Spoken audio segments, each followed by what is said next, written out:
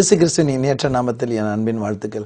பிரியமானவர்கள், இன்றைக்கு நான் எடுத்துக்கொண்ட ஒரு வேத பகுதி எபேசியர் 6ஆம் அதிகாரம் 18ஆம் வசனம். எந்த சமயத்திலும் சகலவிதமான வேண்டுதலோடும் விண்ணப்பத்தோடும் ஆவியினாலே ஜெபம் பண்ணி அதன் பொருட்டு மிகுந்த மன உறுதியோடும் சகல பரிசுத்தவான்களுக்காக பண்ணும் வேண்டுதலோடும் விழித்து கொண்டிருங்கள்.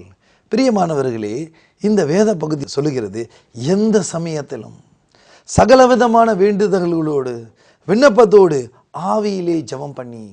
பிரியமானவர்களே, ஆவியிலே ஜெபம் பண்ணி என்று வேதம் சொல்கிறது. நீங்களும் நானும் பரிசுத்தாவியிலே ஜெபம் பண்ண வேண்டும், பரிசுத்தாவியோட துணை கொண்டு ஜெபிக்க வேண்டும் என்று வேதம் நமக்கு திட்டமும் தெளிவுமாய் சொல்கிறது. எந்த சமயத்திலும் சகலவித வேண்டுதல்களோடும், எந்த சமயத்திலும்.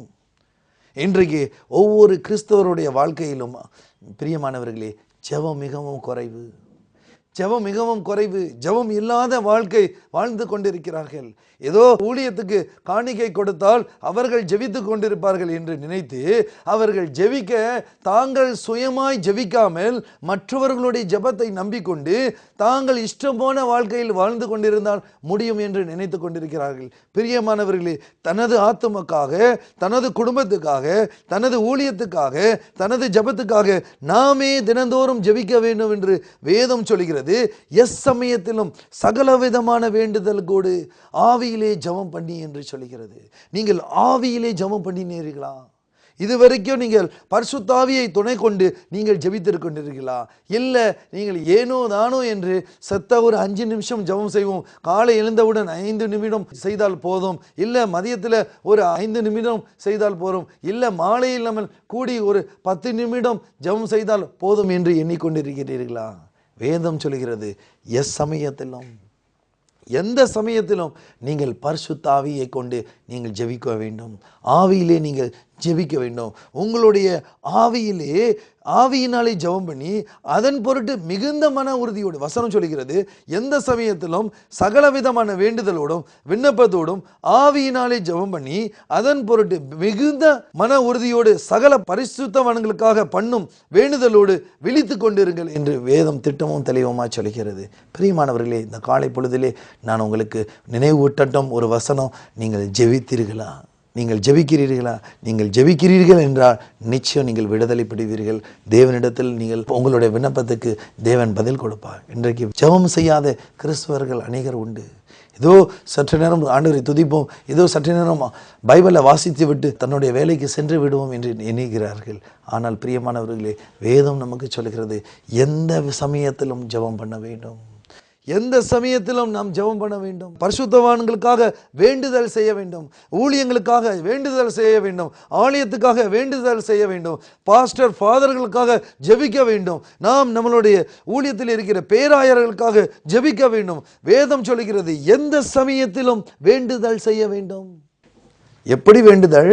ஆவியிலே ஜெபம் பண்ணி அந்த பரிசுத்தாவியோட துணை கொண்டு நமது ஆவியினாலே பரிசுத்தாவியோடு இணைந்து ஜெபிக்க வேண்டும். அந்த ஆவியானவர் அந்த பரம ரகசியங்களை நமக்கு கற்றுக் கொடுத்து எதற்காக ஜெபிக்க வேண்டும், எப்படி ஜெபிக்க வேண்டும் என்று கற்றுக் கொடுப்பார். பிரியமானவர்களே, இந்த காலை நிகழ்ச்சியை பார்த்து கொண்டிருக்கின்ற உங்களை நான் ஆண்டவருடைய வசனத்தை சொல்லுகிறேன், நீங்கள் ஜெபிக்க வேண்டும். நீங்கள் காலை எழுந்தவுடன் தேவனுடைய சமூகத்தில் இருந்து நீங்கள் ஜெபிக்க வேண்டும். ஜெபிக்கிற ஜெபத்தை தேவன் பார்த்து கொண்டிருக்கிறான். நீங்கள் எதற்கெல்லாம் ஜெபிக்க வேண்டும்? முக்கியமான ஒரு கருத்து, முக்கியமான ஒரு பாயிண்ட், அதற்காக நீங்கள் ஜெபிக்க வேண்டும். எந்த ஜெபம்? லூக்கா எழுதிய நற்செய்தி 21ஆம் அதிகாரம் 36ஆம் வசனம். ஆகையினால் இனி சம்பவிக்க போகிற இவைகளுக்கெல்லாம் நீங்கள் தப்பி மனுஷகுமாரனுக்கு முன்பாக நிற்க பாத்திரவான்களாக எண்ணப்படுவதற்கு எப்பொழுதும் ஜெபம் பண்ணி விழித்திருங்கள் என்றார். பிரியமானவர்களே, யாருக்காக? எப்பொழுது? தேவனுடைய குமாரன் நமக்கு இந்த உலக வாழ்வு முடிந்தவுடன் விண்ணக வாழ்வுக்கு நாம் செல்லும் பொழுது தேவனுடைய குமாரனுக்கு முன்பாக நிற்க பாத்திரவான்களாக இருப்பதற்கு நீங்கள் ஜெபம் பண்ண வேண்டும்.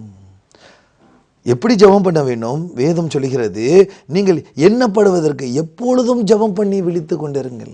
தேவனுடைய குமாரனுக்கு முன்பாக நிற்பதற்கு பாத்திரவான்களாக இருப்பதற்கு எப்பொழுதும் அவருக்கு முன்பாக நாம் நிற்பதற்கு எப்பொழுதும் விழித்து கொண்டு ஜெபம் செய்யுங்கள் என்று வேதம் திட்டமும் தெளிவுமா சொல்கிறது. பிரியமானவர்கள், ஜெபிக்காதவர்கள் விண்ணகம் சேர அடைய கஷ்டம். ஜெபிக்காதவர்கள் பரலோகம் சேர்வது மிகவும் கஷ்டம். அன்று ஒரு நாளிலே இயேசு கிறிஸ்துவுடைய வலதுபுறத்தில் இருந்த அந்த திருடன் தேவனை பார்த்து நோக்கி மன்றாடினான், ஜெபித்தான். தேவனே, நீர் விண்ணக அரசில் வரும்பொழுது என்னை நினைவு கூறும் என்று விண்ணப்பம் செய்தான். தேவன் அந்த விண்ணப்பத்திற்கு பதில் கொடுத்தார். ஜெபிக்கிறவர்களுக்கு பதில் கொடுக்கிற தேவன். ஏதோ கண்களை மூடி ஒரு நிமிடம் முழங்கால் படிட்டு ஜெபித்தால் போதும், முடியாது பிரியமானவர்களே. நீங்கள் ஆவியிலே இருந்து இடைவிடாமல் தேவனை துதித்து கொண்டிருந்து நீங்கள் ஜெபிக்க வேண்டும். ஒவ்வொரு நாளும் ஜெபிக்க வேண்டும். ஜெபிக்க ஒரு தீர்மானம் எடுக்க வேண்டும். காலை எழுந்தவுடன் நான் ஜெபிக்காமல் இந்த வீட்டை விட்டு கிளம்ப மாட்டேன், வீட்டை விட்டு புறப்பட மாட்டேன், இந்த வீட்டை விட்டு நான் வெளியே செல்ல மாட்டேன் என்று ஒரு தீர்மானம், ஒரு வைராக்கியத்தோடு ஜெபிக்க வேண்டும். இன்றைக்கு ஜெபிக்காத கிறிஸ்தவர்கள் அநேகர் உண்டு. சாதாரணமாக எந்திரிச்சு காலையில் எந்திரிச்ச பெட் காஃபி முடிச்சதோடு தங்களுடைய ஆஃபீஸ் வேலை போகணும், தூரிதமாக இதிலே இந்த காரியங்களிலே இருந்து கொண்டு இருக்கிறார்களே தவிர இந்த நாளை தேவன் ஆயத்தப்படுத்துங்கள் என்று ஜெபிக்கவில்லை. ஒரு சமயத்தில் ஒரு தேவனுடைய ஊழியர் சொன்ன ஒரு சாட்சியை நினைத்து நான் உங்களுக்கு பகிர்ந்து கொடுத்து அதன் வழியாக உங்களை ஜெபிக்க நான் தூண்ட ஆசைப்படுகிறேன். ஒரு சமயத்தில் ஒரு சகோதரர் தினந்தோறும் காலை ஜெபம் செய்துவிட்டு தான் தன்னுடைய வேலைக்கு ட்ரெயினில் போவார். ரயில் ஏறி தினந்தோறும் அந்த ஆஃபீஸுக்கு போவார். அவர் அந்த ட்ரெயினில் போவதற்கு அவர்கள் ஒவ்வொரு நாளும் அவர்கள் நண்பர்களோடு கூடி சற்று நேரம் பேசிவிட்டு காஃபி சாப்பிட்ட பிறகு தான் அவர்கள் அந்த ட்ரெயினில் தினந்தோறும் செல்வார்கள். ஒரு நாள் அவர் வருவதற்கு கொஞ்சம் லேட்டாக ஆகிவிட்டது. அவர் வீட்டை விட்டு புறப்படும் பொழுது ஏதோ ஒரு காரியத்துக்காக ஆண்டவர் அவருடைய உள்ளத்தில் ஜெபிக்க சொன்னதாக அவர் உணர்த்தினாராம். உடனே போய் முழங்கால் படியிட்டு சற்று நேரம் ஜெபம் செய்து ஆண்டவர் சொன்ன ஒவ்வொரு காரியங்களுக்காக ஜெபம் செய்து விட்டு ஒரு 15 நிமிஷம் லேட்டாக போனதுனால் அவர் வந்து பார்க்கும் பொழுது அவருடைய நண்பர்கள் இல்லை அங்கே. ஆனால் அவர் வருவதற்கு முன்பாகவே என்ன நடந்து விட்டது, அவருடைய நண்பர்களும் அவர் வரவில்லை என்று காப்பி குடிக்காமல் அவர்கள் சென்று விட்டார்கள். அவர் அங்கே நிற்க வேண்டிய அந்த நேரத்தில் என்ன நடந்தது, பெரிய அந்த மேமாடியில் ஒரு பகுதி இடிந்து விழுந்து அந்த இருந்த எல்லா பொருட்களையும் நாசமாக்கி போட்டு விட்டது.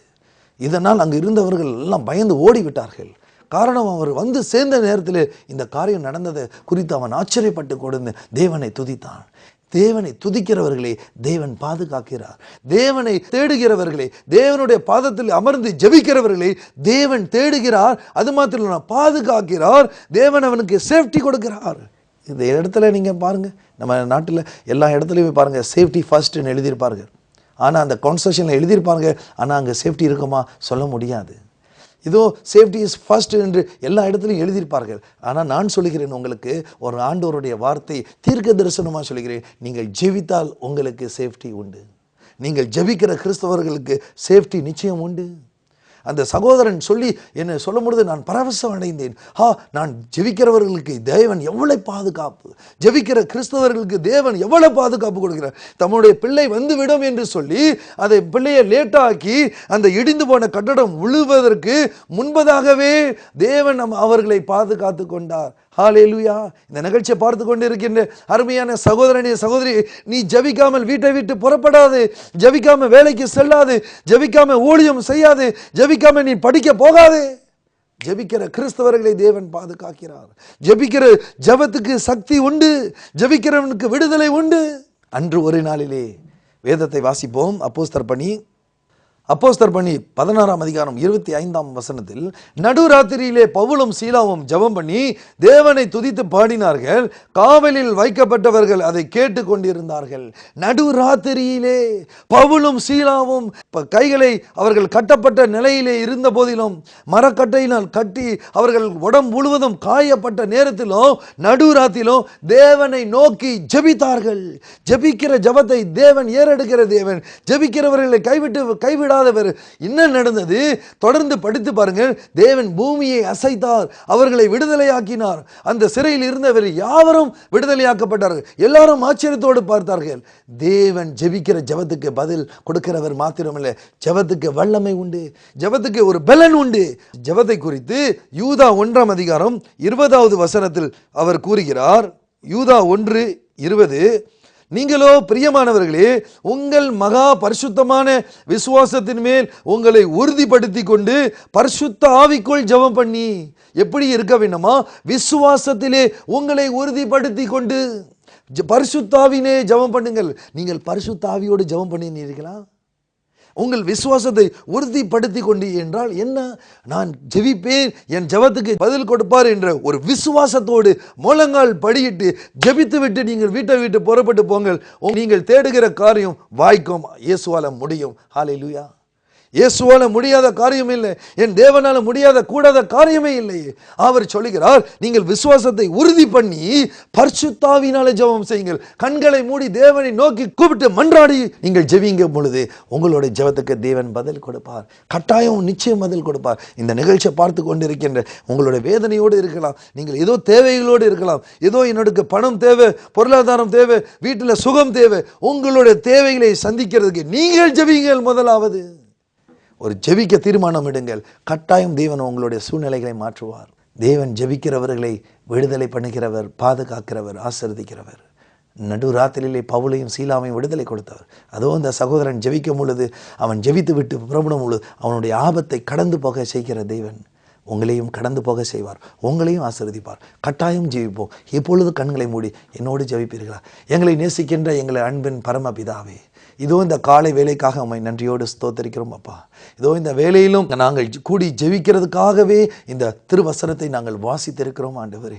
இதோ எந்த சமயத்திலும் எல்லா நேரத்திலும் நீங்கள் விழித்து கொண்டு விசுவாசத்திலே உறுதி கொண்டு பரிசுத்தாவிலே ஜெபம் செய்ய வேண்டும் என்று நீ சொல்லுகிற ஒவ்வொரு வசனங்களும் இங்கு கேட்டு கொண்டிருக்கிற என்னோடு ஜெபித்து கொண்டிருக்கிற ஒவ்வொருடைய குறைகளையும் அவர்களை விளக்கி அவர்களை பரிசுத்தாவி கொண்டு ஜெபிக்க கற்றுக் கொடுப்பீராக. அவர்கள் விசுவாசத்தை இன்னும் உறுதிப்படுத்தவும் அவர்கள் பரிசுத்தாவிலே நிலைத்து ஜெபிக்கவும் அவர்களை கற்றுக் கொடுப்பீராக. ஜெபத்தின் வழியா விடுதலை கொடுங்க ஆண்டவரே. இன்றைக்கு ஜெபிக்கிற ஒவ்வொரு பிள்ளைகளுக்கும் விடுதலை கொடுங்க இயேசுவின் நாமத்தினாலே. அவர்களுடைய கவலைகள், வேதனைகள், கஷ்டங்களை நீங்கள் விலக்கி போடுவீராக, எடுத்து போடுவீராக. அற்புதமாய் உம்முடைய கரத்தை நீட்டி அவருடைய தேவைகளை சந்திங்க. அவருடைய ஆபீஸ்ல தேவையான காரியத்தோடு முழங்கால் படியிட்டு இருக்கிற ஒவ்வொருவருக்கும் விடுதலை கொடுங்க. ஒவ்வொருவருக்கும் தேவைகளை சந்திங்க. படிப்புல உயர்த்துங்க, வேலையில உயர்த்துங்க. அவர்களுக்கு தேவையான கனம் வந்து சேர உதவி செய்யுங்க.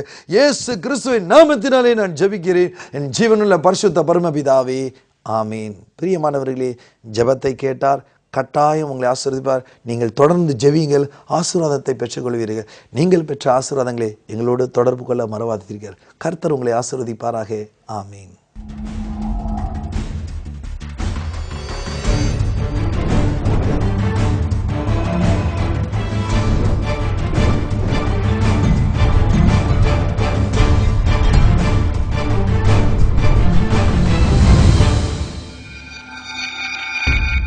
அன்பானவர்களே, எங்கள் ஊழியத்தின் வாயிலாக மாதந்தோறும் எழுப்புதல் நற்செய்தி கூட்டங்கள், முழு இரவு ஜெபங்கள், வாலிபர் நற்செய்தி கூட்டங்கள் மற்றும் வெள்ளிதோறும் உபவாச கூட்டங்களும் நடைபெறுகிறது. உங்கள் ஜெப தேவைகளுக்கும் மேலும் ஆலோசனைகளுக்கும் நீங்கள் எங்களோடு தொடர்பு கொள்ள வேண்டிய முகவரி: சுவிசேஷகர் சகோதரன் ஆல்பர்ட், தொலைபேசி எண் 009595141425, இமெயில் albert@stun